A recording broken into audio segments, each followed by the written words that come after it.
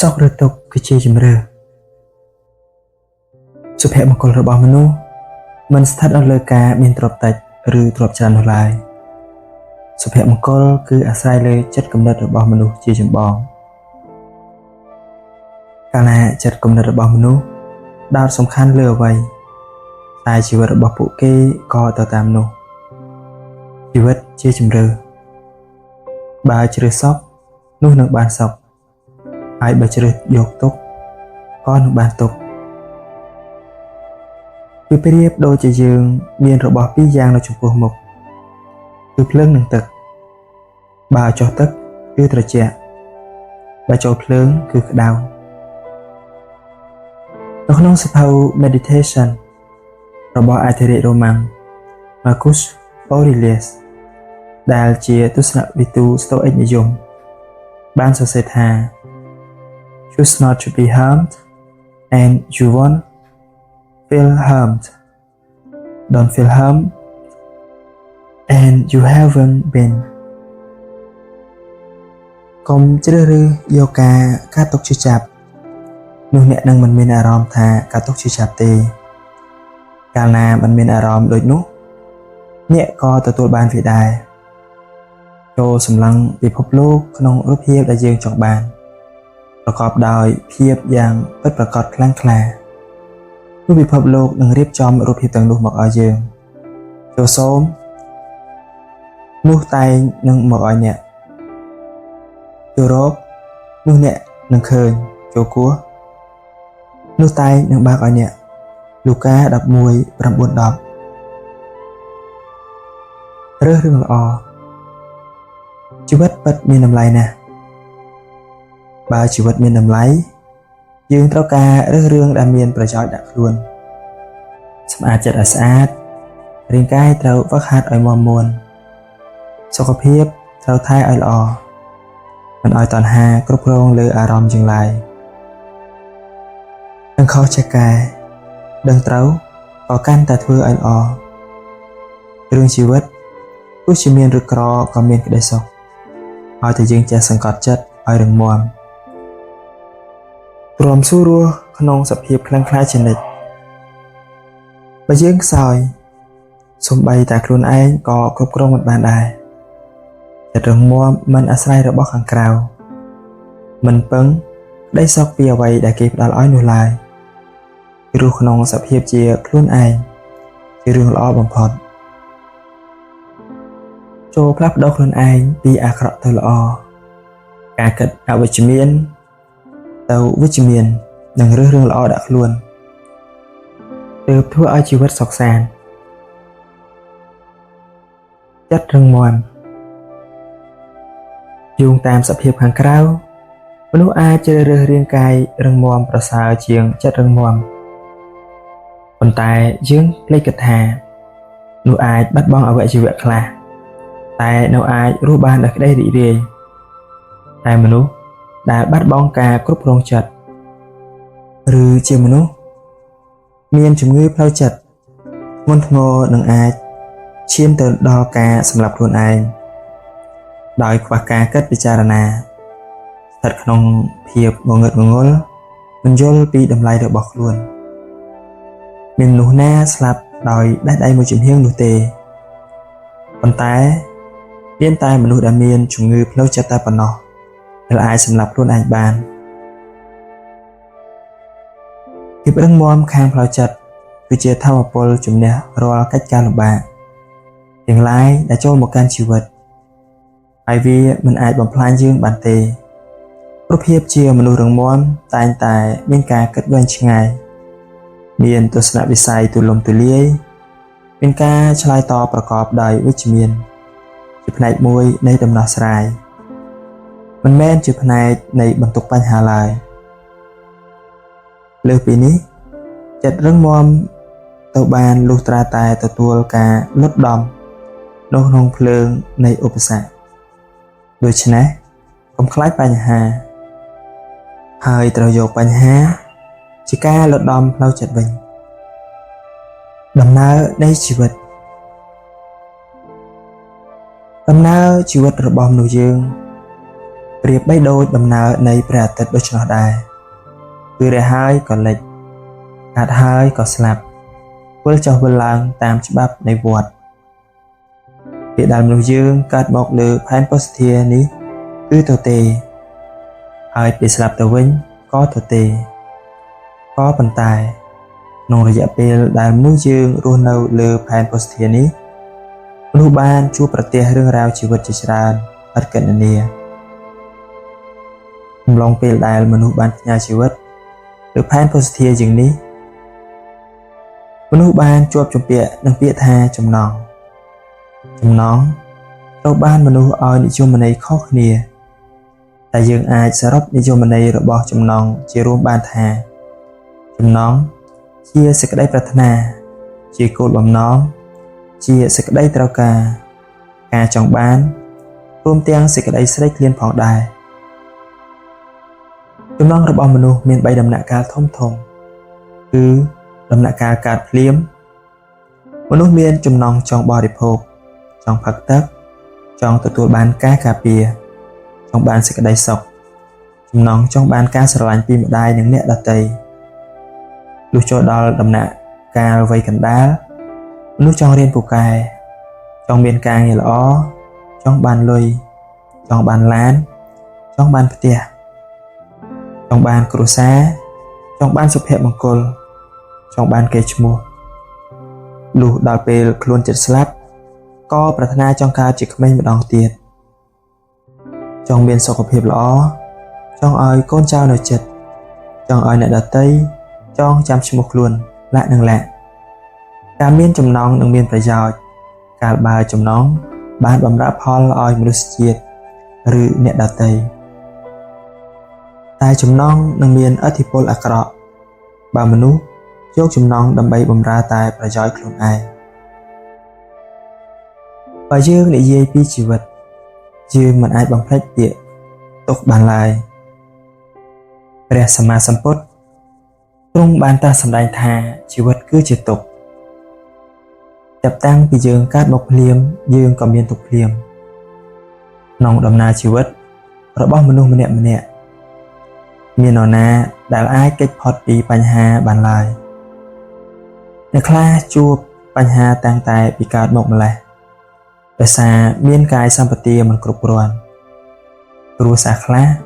មានលុយមានទ្រព្យសម្បត្តិមិនចេះខ្វះតែមានបញ្ហាដោយសារប្តីប្រពន្ធផិតក្បត់ឪពុកម្ដាយខ្លះមានកូនដើរតាមគន្លងធម៌តែក៏ត្រូវស្លាប់ដោយសារគ្រោះថ្នាក់ផ្សេងគូស្នេហ៍ខ្លះស្រឡាញ់គ្នាចិត្តនឹងចិត្តតែត្រូវជួបបញ្ហាដោយសារគ្រួសារទាំងសងខាងមិនពេញចិត្តលាក់នឹងលាក់ជីវិតប្រៀបដូចជាទឹកហូរធ្លាក់ពីលើភ្នំឬប្រៀបដូចជាការជិះកង់អីចឹងកាលណាយើងឈប់ធាក់កង់នឹងឈប់ទៅមុខបើជីវិតមនុស្សយើងជួបបញ្ហានឹងទុក្ខដោយដែលបានរៀបរាប់ខាងលើនេះហើយយើងត្រូវបង្កើតទម្លាប់ជាមនុស្សដែលសម្លឹងមើលដំណោះស្រាយជាជាងមើលតែបញ្ហានិងជាពេលត្រូវរៀនសូត្ររហូតដល់អស់ជីវិតទើបជាការប្រសើរសច្ចភាពនៃជីវិតកាលបើដឹងថាជីវិតនេះជាទីប្រមូលផ្ដុំនៃទុក្ខទៅហើយតែយើងនៅកើតទុក្ខធ្វើអ្វីទៀតសច្ចភាពនៃជីវិតគឺជាទុក្ខតាំងពីកើតរហូតដល់ស្លាប់មនុស្សរស់នៅក្នុងលោកនេះគឺប្រឈមនឹងសេចក្តីទុក្ខគ្រប់ពេលជីវិតប្រៀបដូចជាសមរភូមិបើគេទន់ខ្សោយមិននឹងអាចទៅមុខរួច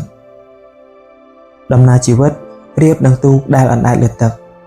បើចិត្តគ្មានលំនឹងទៅហើយគង់តែលិចលង់ស្លាប់មិនខានក្នុងចម្បាំងគេត្រូវការភាពអង់អាចឃ្លាវខ្លាផង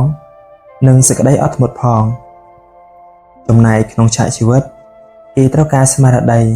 និងលំនឹងចិត្តជាចាំបាច់ទោះបីជារឿងក្នុងលោកនេះសុទ្ធតែជាទុក្ខសោក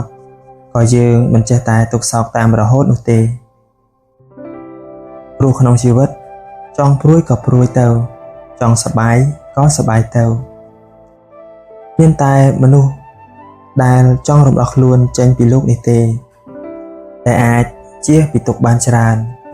ហើយមានតែមនុស្សឆ្កួតទេដែលកើតទុក្ខរហូតឬសើចសប្បាយរហូតអ្វីដែលសំខាន់បំផុតគឺយើងត្រូវដឹងថាពេលណាត្រូវសប្បាយពេលណាត្រូវកើតទុក្ខដឹងថារឿងណាត្រូវខ្វល់រឿងណាមិនត្រូវខ្វល់ព្រោះក្នុងជីវិតតែកុំជាប់ជំពាក់នឹងជីវិតនិងការរៀនសូត្រយើងតែងតែឮពាក្យមួយគឺថាជីវិតគឺជាការរៀនសូត្រពាក្យនេះពិតជាមិនខុសឡើយមនុស្សយើងកើតមកដំបូងគឺត្រូវរៀនគឺរៀនរស់រៀនហូបរៀនសើចរៀនញញឹមរៀននិយាយលាក់និងលាក់គ្រប់យ៉ាងគឺជាមេរៀនហើយពិភពលោកគឺជាសាលារៀនរបស់មនុស្សតម្រាំធំពេញវ័យនោះយើងត្រូវឆ្លងកាត់វិញ្ញាសាជាច្រើនដោយខានមិនបានបន្ទាប់ពីរៀនពីរបៀបរស់ហើយយើងត្រូវការរៀនស្គាល់សង្គមរៀនពីចំណេះដឹងផ្សេងៗមានភាសាខ្មែរអក្សរសាស្ត្រតន្ត្រីសិល្បៈ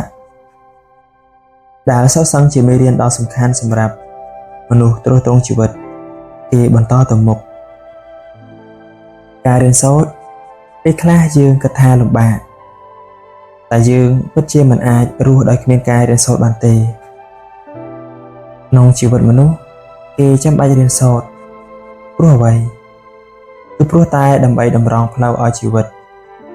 ឆ្ពោះទៅរកគោលដៅមួយល្អសម្រាប់ខ្លួនឯងនិងសង្គមទាំងមូលមនុស្សដែលពុំបានរៀនសូត្រសោះមុខតែនឹងធ្វើអំពើទាំងឡាយតាមតែអំពើចិត្តមិនស្គាល់ច្បាប់ទម្លាប់តែអាចបង្កជាគ្រោះថ្នាក់ដល់ខ្លួនឯងនិងសង្គមទៀតផងមួយវិញទៀតការរៀនសូត្រគឺដើម្បីស្គាល់ពីជីវិតយល់ពីវិធីដោះស្រាយបញ្ហា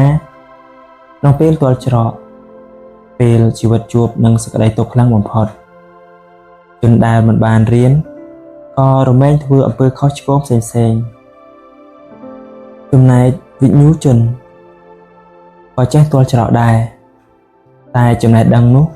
នឹងហាមឃាត់គេមិនឲ្យប្រព្រឹត្តអំពើអសិលធម៌ផ្សេងៗបន្ថែមទន្ទឹមនឹងនេះផងដែរបើអ្នករៀនសូត្រចេះដឹងហើយមិនយកទៅប្រើការក៏ចាត់ទុកថាគ្មានតម្លៃអ្នករៀនហើយចេះដឹងហើយតែយកចំណេះដឹងនោះទៅប្រើក្នុងផ្លូវខុសក៏មិនចាត់ទុកថាប្រសើរអ្នកដែលមានចិត្តល្អតែគ្មានចំណេះដឹងក៏មុខតែមិនបានទទួលផលល្អដែរអ្នកដែលមានចិត្តស្មោះត្រង់តែមិនរៀនមុខតែត្រូវរស់នៅវេទនាព្រោះត្រូវជន់ខិលខូចធ្វើបាបការរៀនសូត្រគឺជាផ្នែកមួយសំខាន់នៃជីវិតព្រោះមនុស្សដែលមិនបានរៀនគេមុខជាមិនដឹងពីវិធីរស់មិនស្គាល់វិធីដោះស្រាយបញ្ហានៅពេលដែលមានទុក្ខលំបាកកើតឡើងចំណែកអ្នកដែលបានរៀនសូត្រទោះជាមានបញ្ហាធំប៉ុណ្ណាក៏គេគង់អាចទ្រាំទ្រនឹងរកវិធីដោះស្រាយបានដោយអាស្រ័យចំណេះដឹងរបស់គេនោះឯងចំណេះដឹងនិងចរិតរៀបសារនរណាមួយដែលមិនធ្លាប់កើតចិត្តអំនួតក្នុងយុវភាពពិសេសក្នុងខណៈដែលយើងកើនចំណេះដឹងយើងក៏អាចនឹងកើនអត្តាផងដែរចំណេះដឹងបន្តិចបន្តួចពុំគួរឆ្លោះឃើញថាជាចំណេះដឹងមហិមាឡើយវាជាស្លឹកឈើមួយក្តាប់ដែលយើងរើសបានមួយនៅក្នុងព្រៃភ្នំប៉ុណ្ណោះចាត់ជាអ្នករៀនសូត្រគឺរៀនឲ្យដូចជាគ្មានថ្ងៃស្លាប់ហើយរៀនឲ្យដូចជាយើងទើបតែចាប់ផ្ដើមរៀនបញ្ឈប់ការរៀនសូត្រគឺបញ្ចប់ភាពរីកចម្រើន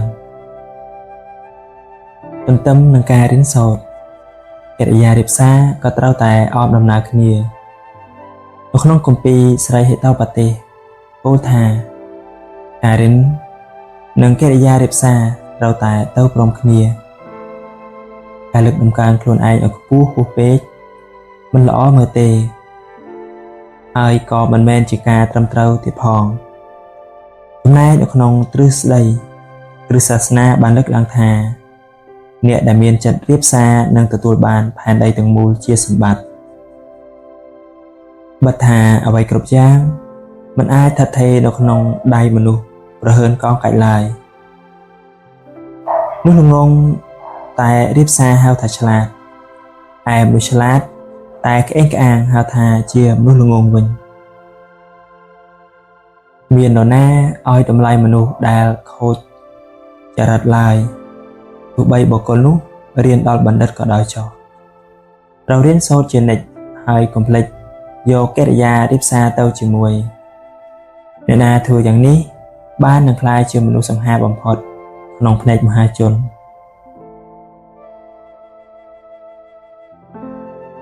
តម្លៃនៃការអប់រំមនុស្សគ្រប់រូបដែលកើតមកលើភពផែនដីនេះសុទ្ធតែភ្ជាប់មកជាមួយនៅវិចារណញ្ញាណមិនថាអ្នកក្រមហាសេដ្ឋីអ្នកប្រាជ្ញស្ដេចផែនដីក្តីមនុស្សគ្រប់រូបសុទ្ធតែមានសិទ្ធិក្លាយជាអ្នកមានអ្នកប្រាជ្ញឬអ្នកដឹកនាំជាដើមអាស្រ័យលើពួកគេទទួលបានការអប់រំកម្រិតណាតែប៉ុណ្ណោះការអប់រំអាចកែប្រែសង្គមពីប្រទេសជាតិមួយដែលខ្សោយឲ្យក្លាយទៅជាមហាអំណាចបានបើសិនអ្នកដឹកនាំនិងប្រជាពលរដ្ឋប្រទេសនោះឲ្យតម្លៃលើការអប់រំនិងមានឧត្តមគតិស្នេហាជាតិជាធំគិតប្រយោជន៍ជាតិជារួមការអប់រំមានឥទ្ធិពលល្អនិងវិជ្ជមានទៅបានលុះត្រាតែអ្នកដែលទទួលបានការអប់រំនោះបានបណ្ដុះទៅពីរផ្នែកគឺខួរក្បាលនិងបេះដូងមានន័យថាខួរក្បាលត្រូវអប់រំនៅចំណេះដឹងសមត្ថភាពនិងជំនាញចំណែកឯបេះដូងវិញត្រូវអប់រំនៅសីលធម៌ដីស្រឡាញ់ឧត្តមគតិស្នេហាជាតិទឹកដីផ្លូវដើម្បីទទួលបានចំណេះដឹងគឺមានភាពជូរចត់ត្រូវការភាពអត់ធ្មត់តស៊ូមានគោលដៅពិតប្រាកដទើបទទួលបានការអប់រំដ៏ពិតប្រាកដតែផ្លែផ្កានៃការអប់រំវិញគឺផ្អែមត្រជាក់មានតម្លៃដែលធ្វើឲ្យជីវិតសុខស្រួលជាដរាបអំពើល្អមានតម្លៃព្រោះវាផ្ដល់ក្តីសុខដល់មនុស្សអំពើល្អដោយមានការរំពឹងផលមកវិញគឺនឹងធ្វើឲ្យចិត្តជ្រះស្រឡះអំពើល្អអាចបញ្ជាក់ថាយើងជាមនុស្សពិតប្រាកដបើមនុស្សមិនធ្វើអំពើល្អតើនរណាជាអ្នកធ្វើមនុស្សរស់នៅក្នុងសង្គមអាចចុះសម្រុងនឹងគ្នាទី1គឺមានច្បាប់ទី2គឺមានទំនាក់ទំនងល្អទោះជាសេដ្ឋកិច្ចមិនសូវរីកចម្រើនក៏យើងនៅតែស៊ូទ្រាំរស់ជាមួយគ្នាចង់ឃើញកូនចៅជំនាន់ក្រោយបានសុខទោះជាឆ្លោះគ្នាខ្លះក៏យើងនៅតែមើលមុខគ្នារាល់ថ្ងៃមិនថាអ្នកមានមិនថាអ្នកក្រយើងរស់នៅជុំគ្នាដោយក្តីរីករាយខ្លះទុក្ខខ្លះតើនេះមកពីមូលហេតុអ្វីគឺមកពីយើងជាជាតិសាសន៍តែមួយដែលបានកើតមកលើផែនដីនេះក្នុងប្រទេសតែមួយយើងមានគំនិតស្រដៀងគ្នាការហូបម្ហូបអាហារក៏ស្រដៀងគ្នាដែរចុងបញ្ចប់ទៅដោយសារតែយើងមានអំពើល្អនៅក្នុងខ្លួនយើងផ្ដល់ឲ្យគ្នាទៅវិញទៅមកទើបយើងអាចរស់នៅក្នុងសង្គមមួយដោយមានក្តីសុខយើងមិនអាចរស់តែម្នាក់ឯងបានដោយគ្មានទំនាក់ទំនងជាមួយសង្គមឡើយតែក៏មិនអាចរស់សុខសាន្តក្នុងសង្គមដោយខ្វះអំពើល្អដែរស្នាមញញឹមនិងចិត្តសប្បុរសស្នាមញញឹមនាំឲ្យយើងស្អាតពីខាងក្រៅទីចិត្តសប្បុរសនាំឲ្យយើងស្អាតពីខាងក្នុងសន្តិភាពនិងសេចក្តីសុខដំឡើងដោយស្នាមញញឹមរីឯសង្គ្រាមនិងសេចក្តីទុក្ខសោកវិញបញ្ចប់ដោយចិត្តសប្បុរសបាននរណាអាចរក្សាស្នាមញញឹមបានច្រើនតែនោះឯងប្រៀបដូចជាព្រះច័ន្ទដែលមនុស្សទាំងឡាយតែងតែចូលចិត្ត ឯនរណាអាចពង្រីកចិត្តសប្បុរសបានទូលំទូលាយតែនោះឯងប្រៀបដូចជាព្រះអាទិត្យដែលមនុស្សទាំងឡាយត្រូវការដូច្នេះគេមិនឯកាទៀតឡើយពេលបើវាជារឿងលំបាកនៅក្នុងការកាន់យកម្ដងពីរតែសេចក្តីព្យាយាមនឹងក្លាយជាទម្លាប់ហើយទម្លាប់នឹងក្លាយជាជោគវាសនារបស់យើងនោះយើងមានទាំងស្នាមញញឹមនិងចិត្តសប្បុរសជាមនុស្សដែលមានមន្តស្នេហ៍បំផុតហើយមានជោគវាសនាប្រសើរនៅពេលអនាគតមាននរណាម្នាក់ចូលចិត្តមុខមិនរីកនិងចិត្តកំណាញ់ឡើយរៀនញញឹមហើយរស់ដោយសាមញ្ញយើងមិនដឹងថាតើជីវិតមនុស្សអាចមាន10ឆ្នាំប៉ុន្មានដងទេហើយក៏មិនដឹងថាអាចរីករាយប៉ុន្មានដងដែរក្នុងមួយជីវិតនោះកាត់មកគឺមានសុខនិងទុក្ខរួចស្រេចជួនកាលសុខនិងទុក្ខដើរទន្ទឹមគ្នាជួនកាលទៀតទុក្ខក៏ច្រើនជាងសុខមានអ្វីទៀងទាត់ឡើយក្នុងវដ្តសង្សារនេះអ្វីដែលគួរធ្វើវាឲ្យហើយកុំចាំថ្ងៃស្អែកអំពើល្អដែលត្រូវសាងក៏សាងឲ្យហើយកុំចាំគេមកធ្វើល្អដាក់រឿងដែលត្រូវញញឹមក៏ញញឹមឲ្យហើយកុំចាំតើតែគេញញឹមរកបើមិនអាចញញឹមពេលមានទុក្ខក៏ត្រូវញញឹមក្រោយរួចទុក្ខលើលោកនេះគ្មានអ្វីថិតថេរទេសូម្បីតែសេចក្តីទុក្ខជីវិតសាមញ្ញជាជីវិតដែលអស្ចារ្យហើយជីវិតអស្ចារ្យជាជីវិតដែលសាមញ្ញដូច្នេះមិនចាំបាច់ត្រូវរៀបរឹបដូចអស្ចារ្យខ្ពង់ខ្ពស់ពេកទេតែត្រឹមតែចំអែតក្រពះដូចជាមិនមានអ្វីត្រូវទៅលូបលន់ដែរពេលខ្លះការស្វែងរកជោគជ័យមិនស្មើនឹងការស្វែងរកតម្លៃនោះទេបុគ្គលទាំងឡាយមិនគួររស់ដូចជាស្គរដែលឮតែសំឡេងតែប្រហោងក្នុងឡើយត្រូវរស់នៅជាមួយនឹងឧត្តមគតិព្រមទាំងប្រព្រឹត្តទង្វើល្អវាគ្រប់គ្រាន់ណាស់ទៅហើយសម្រាប់យថាជីវិតនេះរៀនពេញចិត្តអ្វីដែលខ្លួនមានមនុស្សម្នាក់ដែលកាត់មកលើផែនភស្តុភារយ៉ាងនេះសុទ្ធតែមានភាពខុសដោយឡែកពីគ្នាហើយភាពខុសដោយឡែកទាំងនោះរួមមានស្ថានភាពគ្រួសារជាតិសាសន៍ពណ៌សម្បុររូបរាងប្រាជ្ញាស្មារតីក៏ប៉ុន្តែមនុស្សមានគោលដៅរួមមួយក្នុងឆាកជីវិតគឺជាការស្វែងរកសុភមង្គលនិងសេចក្តីសុខក្នុងន័យនេះមិនថាអ្នកជាមហាសេដ្ឋីជាស្ដេចជាជនក្រីក្រយ៉ាងណាក្តីក៏អ្នកខិតខំធ្វើយ៉ាងណាដើម្បីឲ្យខ្លួនឯងមានសេចក្តីសុខដូចគ្នាជាពិសេសមេគាឆ្ពោះទៅរកសេចក្តីសុខពិតប្រាកដបានមនុស្សត្រូវចេះពេញចិត្តអ្វីដែលខ្លួនមានជាមុនសិនហើយបន្ទាប់មកទៀតមិនត្រូវបណ្ដោយឲ្យអំណាចនៃអត្តានិងចំណងមកដឹកមកឡើយតែត្រូវធ្វើខ្លួនឲ្យសាមញ្ញនិងរស់នៅក្នុងភាពចេះគ្រប់គ្រាន់ការនិយាយបែបនេះមិនមែនឲ្យអ្នកខ្ជិលនោះទេតែចង់ឲ្យអ្នកកំណត់បបហេតុជីវិតមួយដែលត្រឹមត្រូវក្នុងការរស់នៅមនុស្សត្រូវចេះពេញចិត្តនៅអ្វីដែលខ្លួនកំពុងមានព្រោះថាសុភមង្គលនឹងមិនអាចកើតមានចំពោះអ្នកដែលមិនសប្បាយចិត្តជាមួយនឹងរបស់ដែលខ្លួនកំពុងមាននោះឡើយការបើអ្នកមិនចេះពេញចិត្តអ្វីដែលខ្លួនមានទោះបីជាអ្នកទទួលបានរបស់ថ្មីបន្ថែមជាច្រើនទៀតយ៉ាងណាក្តីក៏របស់ទាំងនោះនឹងក្លាយជារបស់ដែលគ្មានតម្លៃសម្រាប់អ្នកជានិច្ចនៅពេលដែលអ្នកទទួលបានវាមកជាកម្មសិទ្ធិឧទាហរណ៍ថាអ្នកមានកង់តែអ្នកមិនពេញចិត្តនឹងកង់អ្នកទេខណៈពេលអ្នកឃើញអ្នកដទៃមានម៉ូតូអ្នកក៏បង្កើតនៅកូនចិត្តមួយថានៅពេលដែលបានម៉ូតូអ្នកនឹងសប្បាយចិត្តដូចទៅវិញទៅពេលដែលអ្នកបានម៉ូតូហើយអ្នកក៏មិនពេញចិត្តដដែលដោយហេតុតែអ្នកឃើញអ្នកដទៃមានឡានមានផ្ទះមានលុយមានជួយហោះទៅវិញសំណួរសួរថាតើអ្នកនឹងសប្បាយចិត្តយ៉ាងម៉េចនឹងកើតទៅបើចិត្តរបស់អ្នកមិនដែលពេញចិត្តនឹងរបស់ដែលអ្នកមានផងនោះបើសូម្បីតែប្រ សូម្បីតែរវាងថ្ងៃស្អែកនិងសេចក្តីស្លាប់ខ្ញុំបានដឹងថាមួយណាមកដល់មុនផងតែខ្ញុំមានចិត្តឯណាទៅប្រាថ្នាទ្រព្យសម្បត្តិក្នុង20ឆ្នាំទៀតបើសូម្បីតែចិត្តខ្លួនឯងខ្ញុំប្រជែងមិនឈ្នះផងតែខ្ញុំមានកម្លាំងឯណាទៅប្រជែងជាមួយអ្នកដទៃ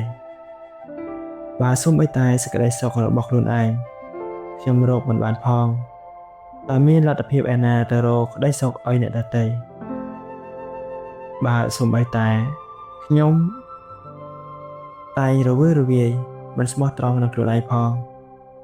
តើខ្ញុំរំពឹងឲ្យអ្នកណាមកស្មោះនឹងខ្ញុំបើសូម្បីតែរាងកាយរបស់ខ្ញុំក៏ខ្ញុំមិនអាចយកទៅបានផងពេលដែលចាក់លោកនេះ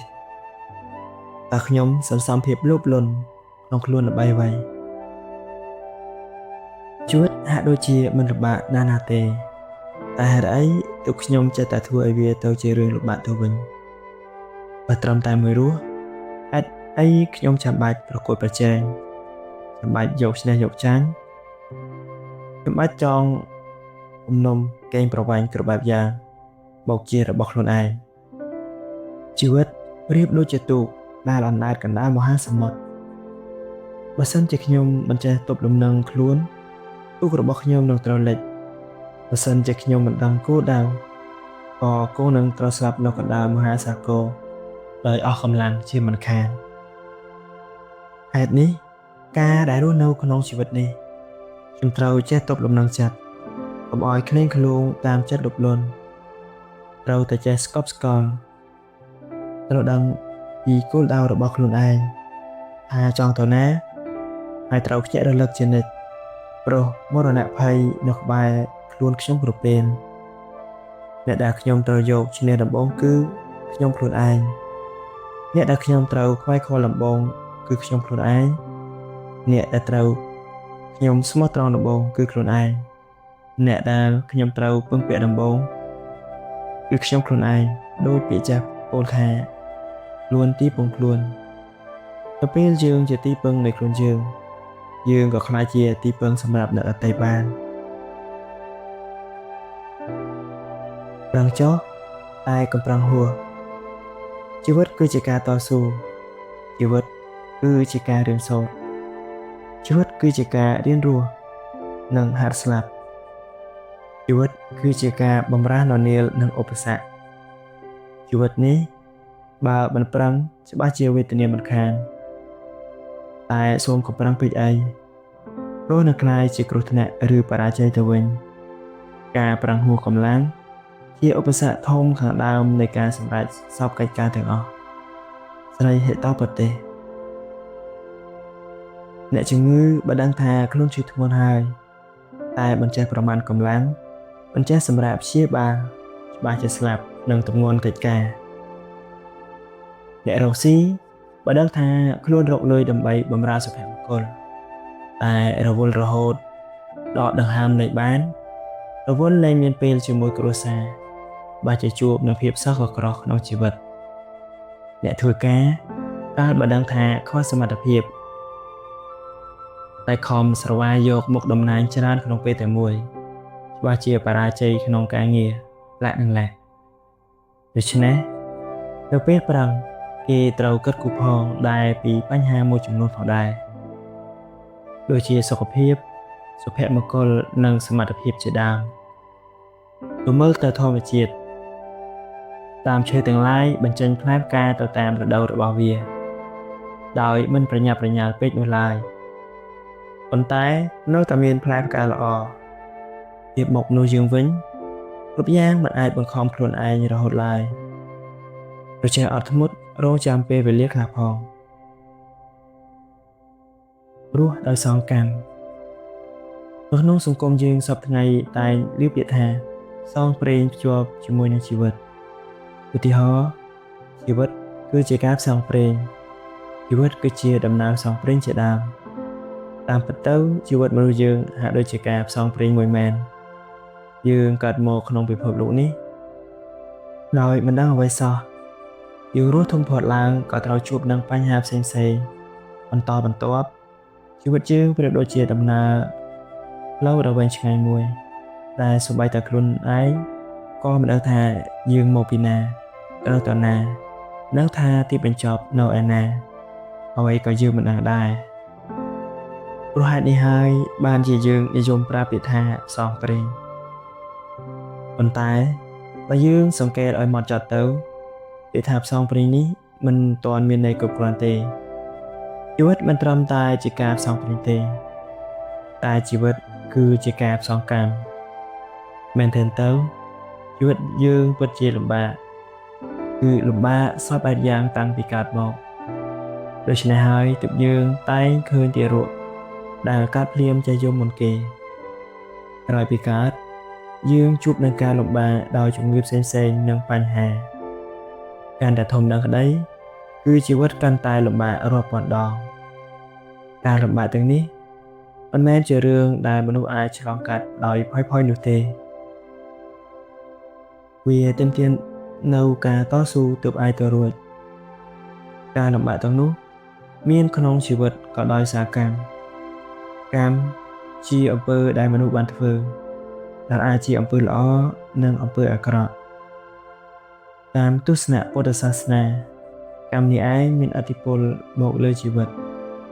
កម្មក្នុងអតីតកាលនាំមកនូវផលក្នុងបច្ចុប្បន្នកាលកម្មបច្ចុប្បន្នកាលនឹងហុចផលក្នុងអនាគតដូចមានគំនូរខ្មែរយើងថាធ្វើល្អបានល្អធ្វើអាក្រក់បានអាក្រក់កម្មល្អនឹងផ្ដល់ផលល្អរីឯកម្មអាក្រក់នឹងផ្ដល់ផលអាក្រក់ឧទាហរណ៍ថាបើយើងដាំក្រូចស្វាយតែយើងនឹងបានផលជាផ្លែក្រូចយ៉ាងម៉េចនឹងកើតដូចគ្នានេះដែរបើយើងជាអ្នកជក់បារីឬផឹកស្រាផលទទួលបានគឺយើងមុខតែខូចសុខភាពជាប្រកបបើយើងជាអ្នករៀនសូត្រផលគឺចំណេះគ្រប់យ៉ាងគឺអាស្រ័យទៅលើកម្មដែលជាហេតុកម្មគឺប្រៀបបានទៅនឹងគ្រាប់ពូជអ្នកត្រូវចេះជ្រើសរើសគ្រាប់ពូជដែលអ្នកចង់ដាំជីវិតគឺជាដំណើរផ្សងកម្មគឺខុសពីផ្សងព្រេងដែលពឹងទៅលើវាសនាពឹងលើព្រហ្មលិខិតតែត្រូវរស់ដោយពឹងលើកម្មលិខិតគឺទង្វើជាក់ស្ដែងរបស់យើងដែលនឹងកំណត់ជោគវាសនារបស់ខ្លួនឯងរស់ដោយផ្សងកម្មគឺរស់ដោយមានសតិសម្បជញ្ញៈចេះទទួលស្គាល់ការពិតនិងចេះរកវិធីដោះស្រាយបញ្ហាជីវិតប្រកបដោយភាពឆ្លៀសវាងវៃរស់ឲ្យដូចជាដឹងថាខ្លួនត្រូវស្លាប់នោះគ្រប់រូបបានដឹងយ៉ាងច្បាស់ពីថ្ងៃដែលខ្លួនកើតក៏ប៉ុន្តែគ្មាននរណាម្នាក់ឡើយដែលអាចដឹងច្បាស់ពីថ្ងៃដែលខ្លួនស្លាប់ទៅវិញខ្ញុំបានគិតពីចំណុចនេះជារៀងរាល់ខណៈមានដង្ហើមដោយរំពៃគិតពីពេលវេលាដែលខ្ញុំនឹងត្រូវស្លាប់នៅខណៈណាមួយដែលវាជាហេតុធ្វើឲ្យខ្ញុំរំដោះខ្លួនចេញពីគំនាបរបស់សង្គមដែលបានដាក់មកលើមនុស្សទូទៅឥឡូវនេះអ្នកសាកស្រមៃមើលប្រសិនបើថ្ងៃស្អែកអ្នកនឹងត្រូវស្លាប់តើពេលនេះអ្នកត្រូវធ្វើអ្វីខ្លះតើបើអ្នកគិតបែបនេះញយនោះអ្នកនឹងរំដោះចេញពីគំនាបសង្គមផ្សេងៗតាមរយៈការកំណត់បុព្វហេតុជីវិតមួយដើម្បីរស់យូរទៅមនុស្សបានប្រើពេលវេលានៃជីវិតទាំងអស់ដើម្បីតែចំណងដើម្បីអត្តានិងតម្រូវចិត្តរបស់អ្នកដទៃការរស់បែបនេះវាគ្មានតម្លៃអ្វីសោះឡើយក្នុងនាមជាមនុស្សលោកព្រោះថាចុងបញ្ចប់នៃជីវិតគឺមិនមែនជាចំនួនឆ្នាំដែលយើងរស់នៅនោះទេប៉ុន្តែជាគុណតម្លៃនៃជីវិតដែលយើងរស់នៅការដែលយើងមានជីវិតយើងត្រូវចងចាំប្រយោគមួយថាមានជីវិតត្រូវតែខិតខំគឺខិតខំក្នុងការរៀនសូត្រជួយសង្គមជាតិជួយមនុស្សជាតិអភិវឌ្ឍខ្លួនរស់ឲ្យមានតម្លៃគឺអ្នករស់នៅឲ្យដូចការដែលអ្នកបានដឹងថាអ្នកនឹងស្លាប់នៅថ្ងៃស្អែករៀនឲ្យដូចជាការដែលអ្នកបានដឹងថាអ្នកត្រូវរស់នៅជារៀងរហូតកាលបើយើងរស់នៅឲ្យដូចជាដឹងថាខ្លួននឹងត្រូវស្លាប់យើងត្រូវប្រើជីវិតផ្ដោតលើការរស់នៅបច្ចុប្បន្នឲ្យបានជាអតិបរមាទន្ទឹមនឹងនេះការរស់នៅថ្ងៃនេះ យើងត្រូវបង្កើតទម្លាប់ល្អការគិតវិជ្ជមាន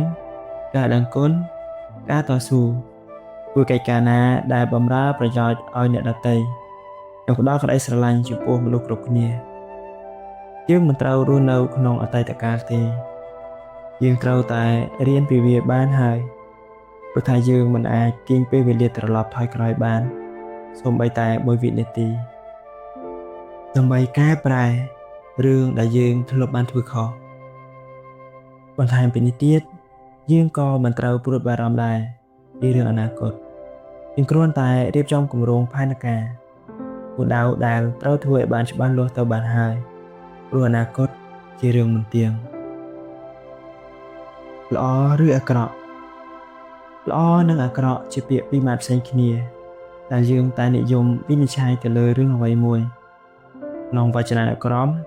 ពាក្យល្អជាគុណនាមសម្រាប់សម្គាល់ទៅលើអ្វីមួយដែលមិនអាក្រក់គឺអត់មានម៉ងមិនមានទោសមិនឆ្គងត្រឹមត្រូវប្រពៃចិត្តល្អរូបល្អអំពើល្អសម្ដីល្អណែឯពាក្យអាក្រក់ក៏ជាគុណនាមសម្រាប់សម្គាល់ទៅលើអ្វីមួយដែលមិនល្អពុំប្រសើរពុំប្រពៃអំពើអាក្រក់រូបអាក្រក់ចិត្តអាក្រក់ល្អគឺមិនអាក្រក់អាក្រក់គឺមិនល្អចុះអាក្រក់ឬល្អនោះមានអ្វីមកកំណត់បានយើងប្រកាសជាធ្លាប់បានខ្វែងគំនិតជាមួយអ្នកដទៃពីរឿងអ្វីមួយហើយយើងប្រកាសជាធ្លាប់មានការយល់ឃើញខុសពីគេឯងក្នុងការសម្រេចចិត្តទៅលើរឿងអ្វីមួយដែលមតិរបស់យើងថាល្អបែរជាគេថាមិនល្អជួនកាលយើងថាមិនល្អបែរជាគេថាល្អទៅវិញតាមពិតទៅការនោះគឺជារឿងធម្មតាអត់មានអីចម្លែកទេព្រោះថាមនុស្សម្នាក់ៗមានទស្សនៈខុសៗគ្នាដែលវិនិច្ឆ័យរឿងមួយថាល្អឬអាក្រក់ទៅតាមការយល់ឃើញរបស់គេនោះឯងគ្រាន់តែជាការយល់ឃើញមិនមានអ្វីខុសឆ្គងធំដុំទេតែបើយើងមានសេចក្តីប្រកាន់មាំក្នុងគំនិតខុសហើយបើយកទៅអនុវត្តទាំងខុសទៀតនោះ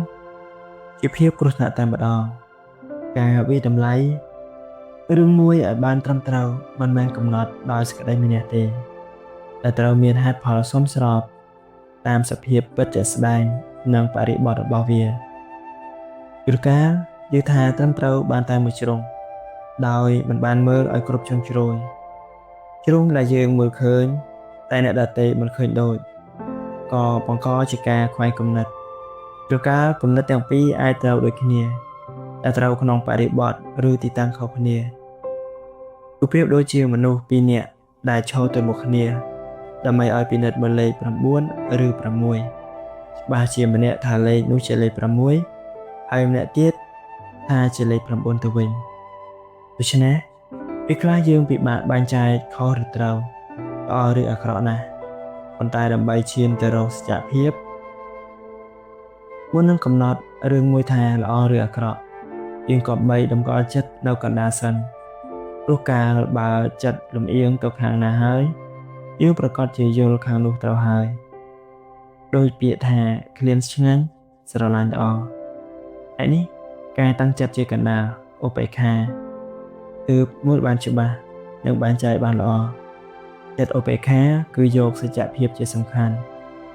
និយាយការពិតប្រសើរជាងការពារហើយការពិតមានតម្លៃជាអមតៈរណាមិនអាចខ្ចប់ភ្លេងចិត្តមិនថាគេព្យាយាមលាក់បាំងយ៉ាងណាការពិតគង់ត្រូវបានលេចចេញមក